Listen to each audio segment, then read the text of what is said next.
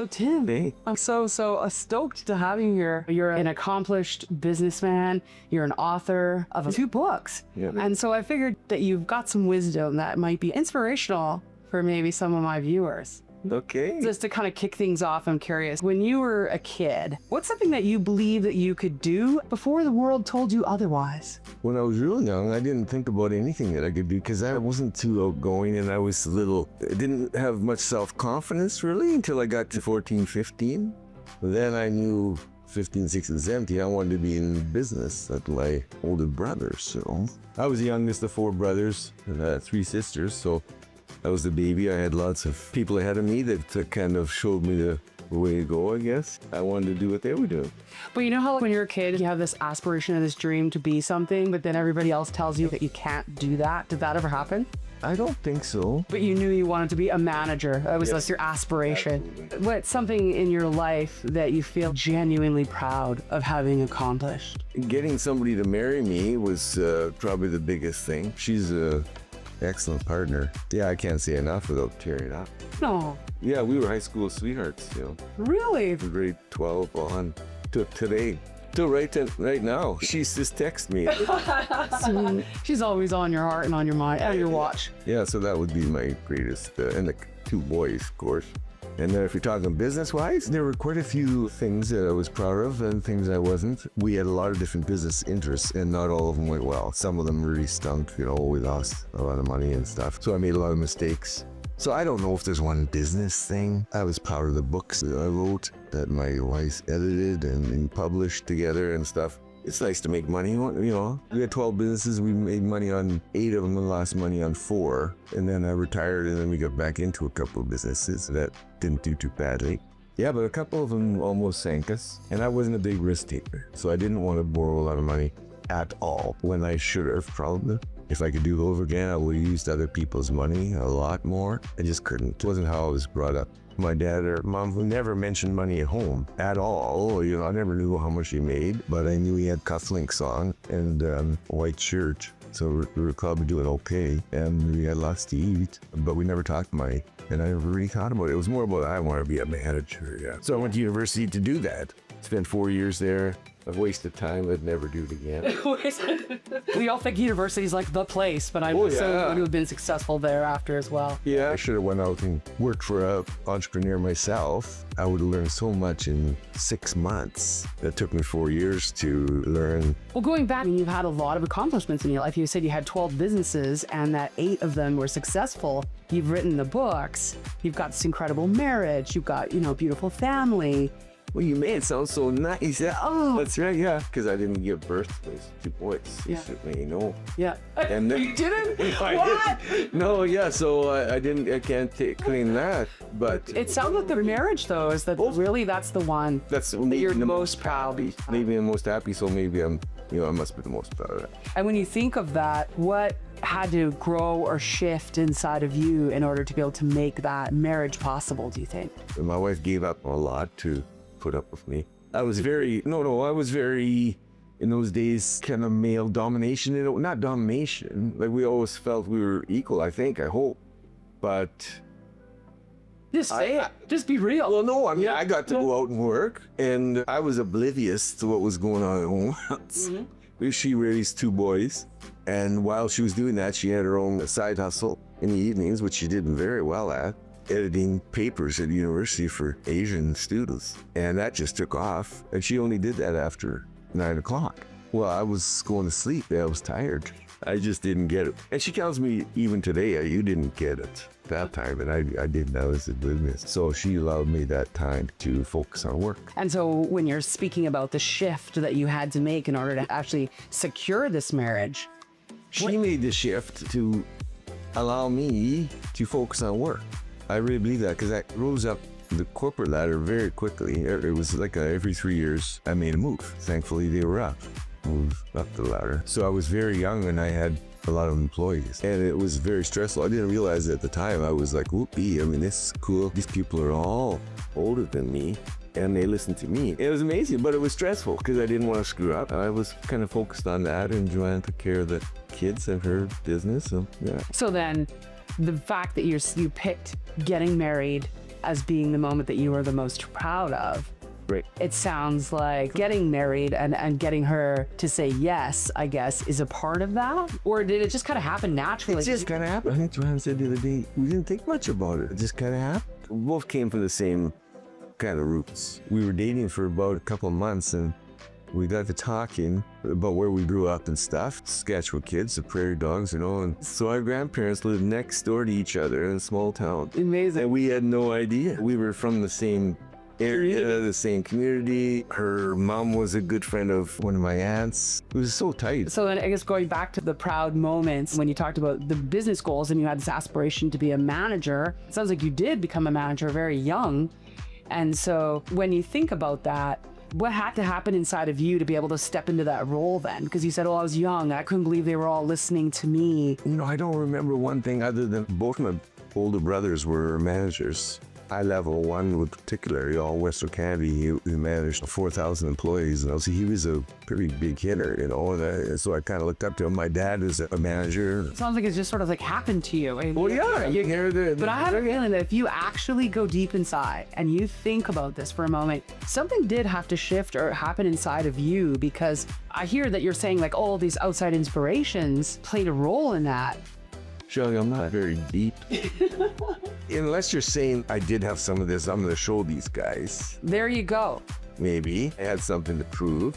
So you were going to like step up into this role and show them like, I can do this. And we were taught at home to work. You know, I hated Saturday mornings, cut the lawn early, and so we had the work ethic. I can only imagine that being young with older people who you were responsible to direct, that there would be times where that would have been hard. And so I'm curious, when things did get hard or challenging, how did you get through them? You know, just the need to succeed, right? My circumstances are a little different. I did well in the corporate world, so I saved. Joanne had the same ideas about saving. Let's get rid of that mortgage first so we didn't have that burden. So, but I mean, oh my gosh, I've been in business myself too for probably 30 something years. And there are moments where I was like, screw this, I should throw in the towel. This is like not working, or something's hard, or something that I'm trying to create or grow is not working at the speed at which I wanted it to happen. And so it did require a tenacity or something to stay and stick with it. So I can only imagine that if in 12 businesses, there has to have been times that were freaking challenging. I think in each opportunity, I always try to think of an edge. I needed an edge somehow against everybody else. And somehow it came. Well, I remember one time we had a retail outlet, and it was a franchise actually. We weren't going anywhere. Sales were just terrible. I couldn't figure out. It was so difficult to compete. Then it just came to me, you know, we're in wine country. People buy wine, they're traveling. You know, how does that fit with what we're doing? You know, and I thought, well, we were big into shipping stuff. And I said, why don't we ship wine? So I put a plan together, went to the wineries all around here with a proposal. I said, you know, you guys are selling the wine by the bottle, you should sell it by the case, and I'll ship it for you anywhere in Canada. And so a couple of them said, wow, yeah, where do we start? You know, it just kind of took off. And I tell you, there were times before Christmas that we were packed to the ceiling with cases of wine, and we shipped it all over. So it worked. We just prayed the first Christmas that everything got to Saskatchewan and Alberta and Toronto before it froze. And I said, I'll guarantee every case up to $100. So that was the edge we had. Nobody else was doing that. We just did it behind the scenes kind of thing. So it's like this idea struck you. Once it hit me, I knew. You're going.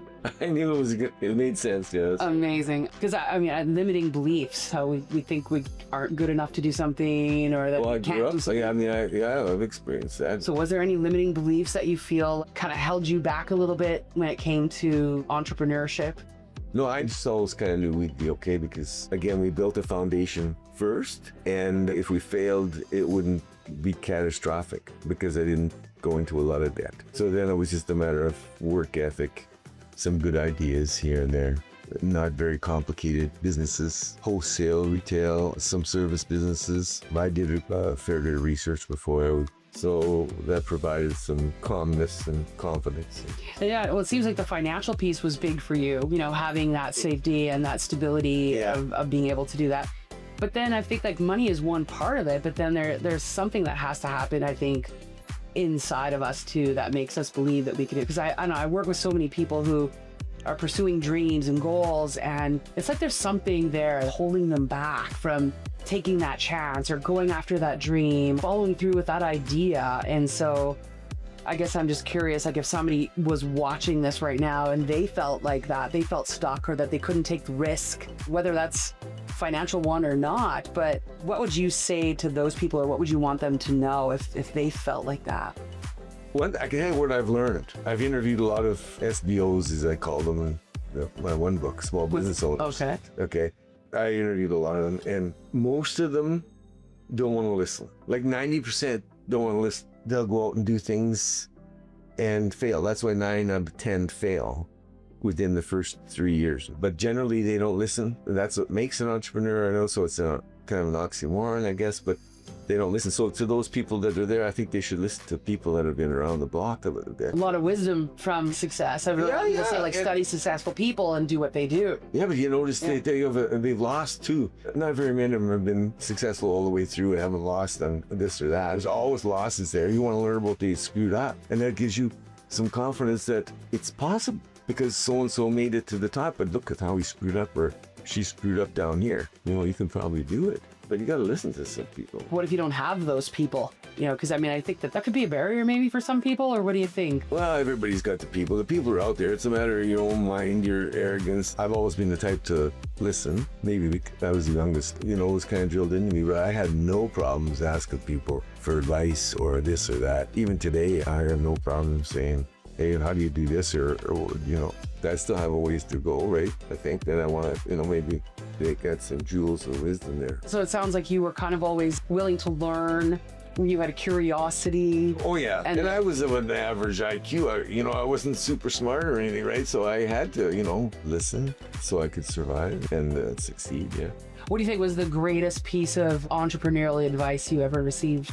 Oh, a business partner of mine taught me how to do something that I hate and so important, and that's networking. Because I was not the most confident 25-year-old, and he was a big shot. He interrupted me during this meeting, but he says, where you're talking about networking in this business plan? And I said, oh, that's like easy. That's like a no-brainer. I thanked him later for not continuing on, because a year later I realized what it really was and how much time it took to go to after hours things, to meet people, to join service clubs, to get involved in the community and get your name out there and all. It's so hard because you got to be confident to walk into a room of 100 people that you don't know and make some connections. But if you do that, your business can skyrocket. He was president of the professional football team. He was the president of the Racehorse Association. He was the president of the Rotary. He was the president of the Kiwanis, and then the breakfast clubs. It's very important. One contact. One big contract. One big contract. Yeah. But it goes forever because they become friends. You know, working on your business instead of in your business.